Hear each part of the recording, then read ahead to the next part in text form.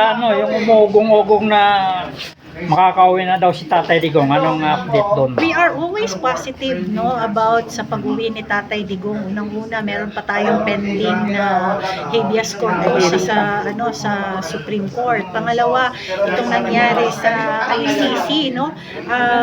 God works in mysterious ways. Hindi naman natin akalain na lahat ng mga bansa ay sumunod ngayon para mag-withdraw ng membership nila sa ICC. The very reason bakit nag-exist ang ICC ay because there are other nations worldwide 24 years ago na nagkumpul-kumpul, nagsabi na merong siguro applicable noong panahon na na-create ito, pero nakita natin kung paano na inabuso ng mga organisasyon na ito ang kapangyarihan at naging selective sila sa justice, na kung saan ang talagang iniipit nila mostly are African countries, no, at saka nasali lang naman ang Pilipinas dahil nga sinurrender ng ating bansa.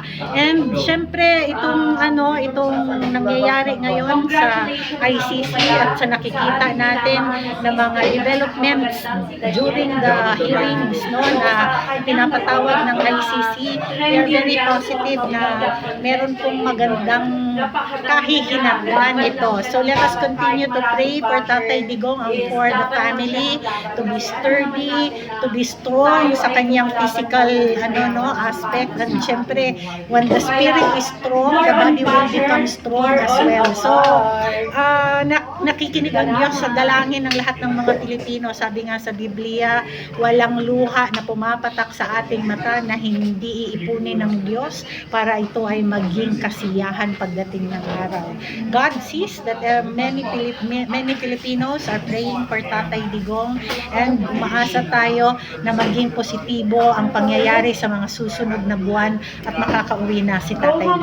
Salamat. Senator Bato de la Rosa, KPRRD, at ang binigay na deadline para sagutin ito ay August 10, and that's 5 days away from now. Alam nyo, may pattern kasi itong labas ng mga kwento na nahuli na si Senator Bato.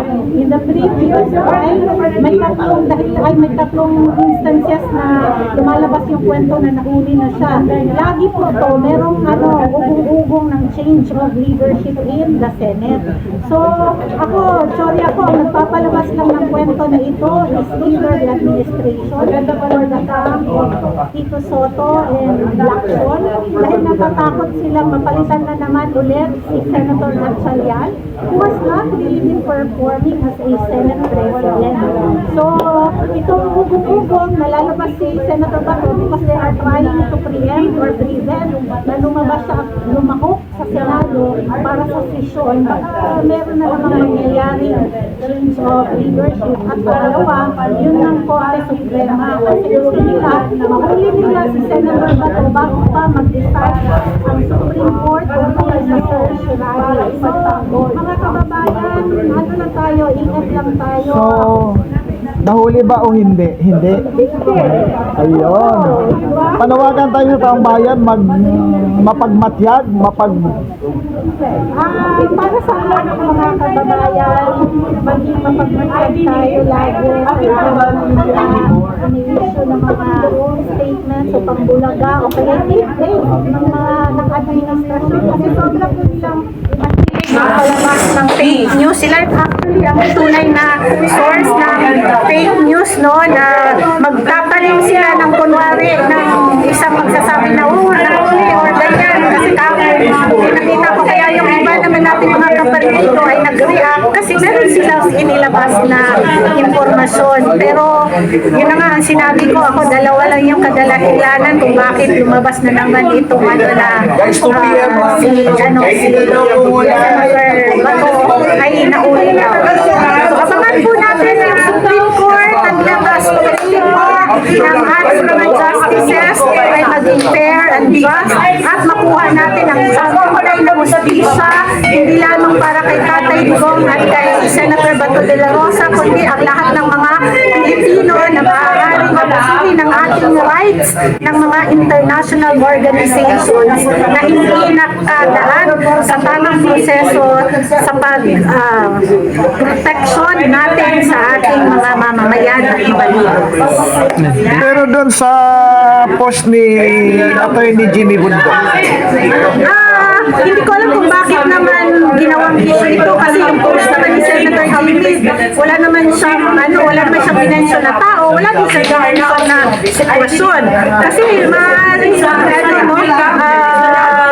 meron siyang mga nabalita sa kanya na kailangan natin ipagdasal, ingatan natin ang ating bansa. So, I didn't know that, sa post ni Senator Jimmy kasi, Senator pa yung tawag ko pasensya na kayo because I really want to become Senator one day.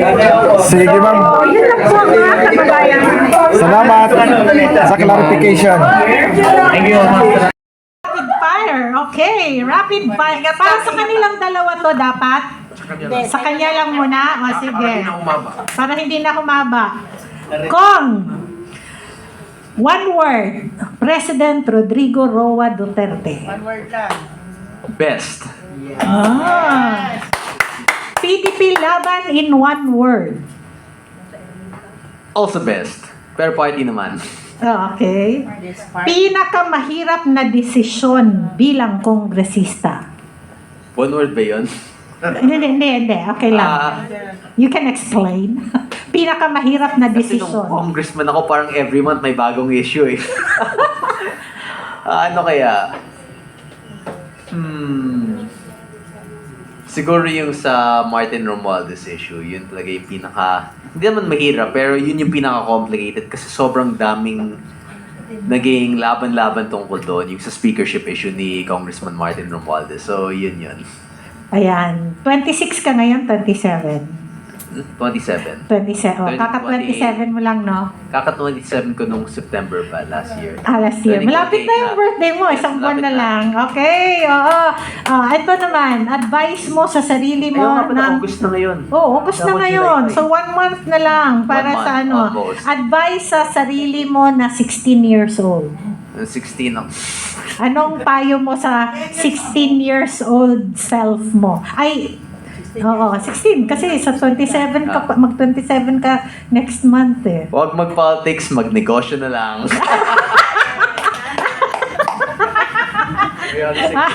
Kape o pandesal? Pandesal.